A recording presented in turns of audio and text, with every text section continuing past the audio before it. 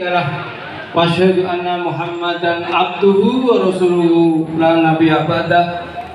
Allahumma salli wa sallim ala sayyidina Muhammad wa ala alihi wa ashabi ajmain wa tabi'ina tabi'in wa min tabi'ahum ila yaumil amma ba'du.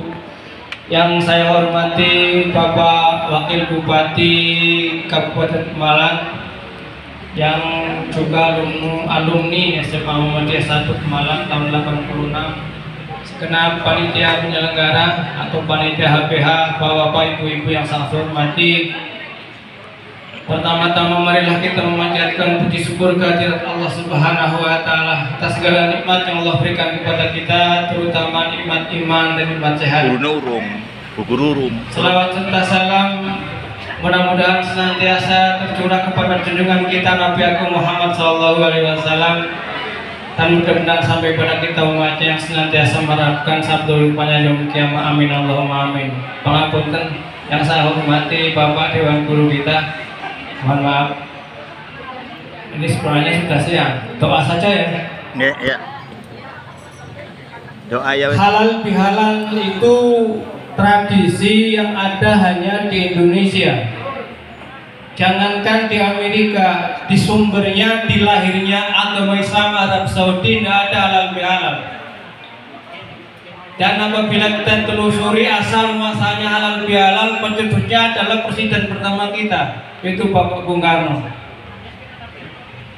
Jadi kalau sebagian teman ada yang mengharapkan, ada yang ngomong bahwa halal itu bid'ah, itu juga tak pikir benar. Tapi ini maksud bid'ah hasanah. Ada lagi satu bid'ah yang sangat hasanah, yaitu baca Quran.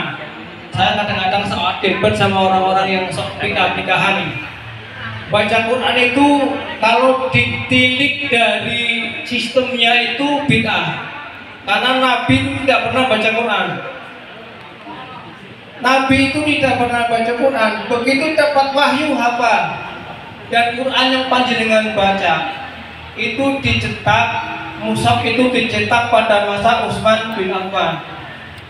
Jadi ketika zaman Umar bin Khattab itu banyak perang, banyak invasi ke negara-negara lain, banyak orang yang hafal Quran, maka Abu Musa al-Asy'ari ngomong, Utsman khalifah, ini kalau nggak disusun mushaf bahaya, karena banyak orang yang hafal Quran, banyak sahabat yang hafal Quran tapi pada meninggal.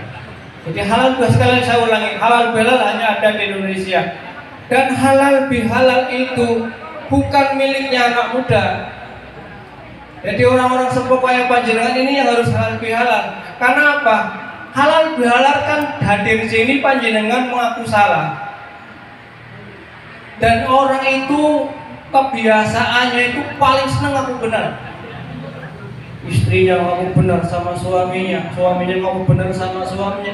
Tapi hari ini panjenengan rawuh, panjenengan datang pasti mengaku salah. Pak Bupati tadi, Wakil Bupati tadi ngaku salah. Pengapunten saya mengenai dulu Pak izin. Kalau ini dilakukan tiap hari, nggak ada akan perang, terutama perang keluarga. Kalau halal bihalal diadakan di Rusia, nggak usah gencatan senjata, pasti perang Rusia Ukraina berhenti. Apalagi kalau halal bihalal diadakan di Israel, nggak perlu itu gencatan senjata Israel sama Palestina. Ini salah satu fungsinya halal bihalal. Jadi sangat luar biasa. Kita yang sudah sepuh-sepuh ini kalau mengaku salah itu sangat luar biasa. Salah satu keindahan orang ngaku salah itu megang kenceng erat-erat kunci surga, kantongin paling erat. Salah satunya adalah istighfar. Kalau sampai istighfar tiap hari, beri sampai megang kunci surga, kantong kertas kunci surga. Ini biasanya yang paling ngerti kunci surga itu orang-orang NU. Pangapunten Pak Susnanto.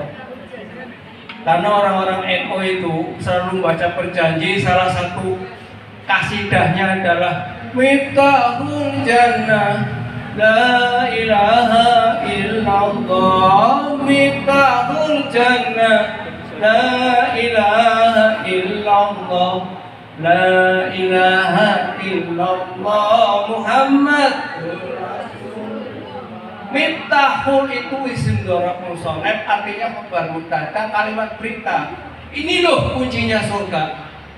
Miftahul jannah, pintunya surga, kuncinya surga itu la ilaha illallah. Kalau jenengan istighfar setiap hari, maka kunci surga sudah kantongi panjenengan dalam-dalam. Jangan sampai lepas. Yang pertama. Yang kedua, halal bihalal merupakan hal yang sangat dianjurkan oleh Nabi. Saya akan bacakan satu hadis. Qala Rasulullah sallallahu alaihi wasallam, "Mayyub saru ayyub satu lahu fi rizqi aw yang satu alahu fi asyarihi qalasir rahimahu." Apabila kamu ingin diberikan dilapangan rezekinya dan ingin dipanjangkan umurnya, maka silaturahim. Halal bihalal ini kan kepanjangan dari silaturahim. Ringkasnya halal bihalal itu silaturahim, memohon maaf lahir dan batin. Ini ada satu kisah, tapi kalau saya ceritakan lama, bahwa benar-benar yang nama silaturahim itu memanjangkan umur. Singkat saja begini ceritanya. Kisah ini diangkat di kitab Uspuria. Uspuria itu sebenarnya artinya makhluk kupret, burung pipit. Dikisahkan pada zaman Nabi Daud. Itu ada seseorang yang datang ke rumah Nabi Daud. Seseorang itu ternyata malaikat yang menjadi orang, malaikat yang berubah menjadi manusia. Tetapi nggak tanggung-tanggung, malaikat itu adalah malaikat Israel. Disampaikan kalau mendengar malaikat Israel, kemudian datang ke rumah sampean pucat kepala. Karena diketahui bahwa malaikat Israel itu adalah malaikat pencabut nyawa. Apa kata Israel? Daud, saya hari ini datang ke rumah panjenengan, tapi tidak dalam rangka menyambut nyawa panjenengan. Ini walaupun malaikat itu agak bahasa sebagaimana disampaikan oleh Pak Penonton tadi.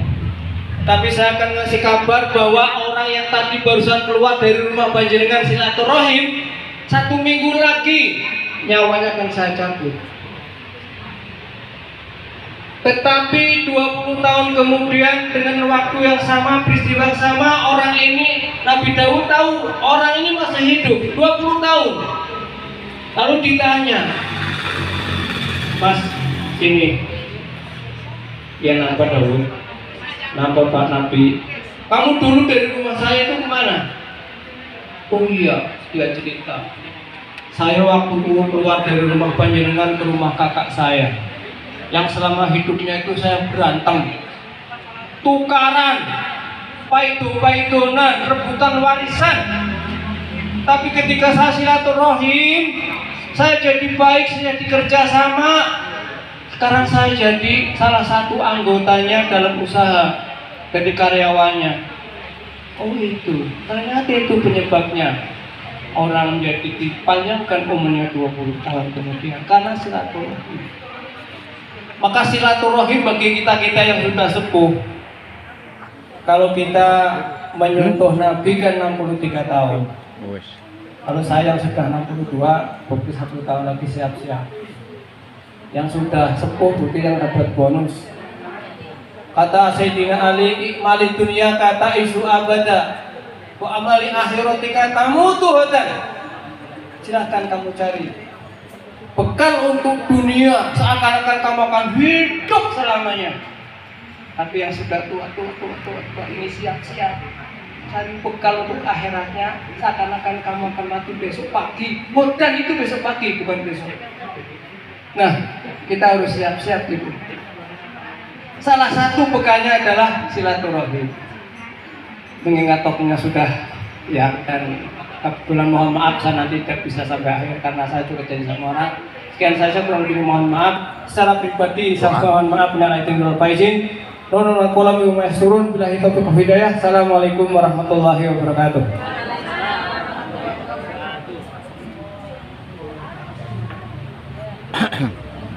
Terima kasih Ustadz Kohar, singkat, padat dan berisi.